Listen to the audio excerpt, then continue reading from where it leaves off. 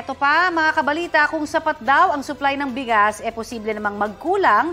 Naku, ang pang-ulam na baboy sa Negros Occidental. Sabi po ng grupo ng mga hog raisers sa probinsya, nakakaapekto sa supply ng baboy ang mga kaso ng African swine fever. Nangangamba po silang kulangin ang supply ngayong holiday season pa naman.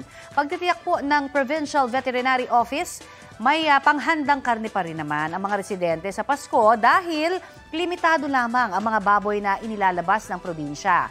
May programa at tulong na rin daw ang LGU para makabangon ang hog raisers mula sa epekto ng African swine fever.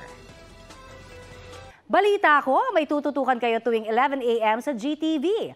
Alamin ang mahalagang balita at impormasyong dapat ninyong malaman sa Balita Ko tuwing Lunes hanggang Biyernes. Mag-subscribe din po sa GMA Integrated News sa YouTube. Sa mga kapuso naman abroad, maaari po kaming masubaybayan sa GMA Pinoy TV at www.gmanews.tv.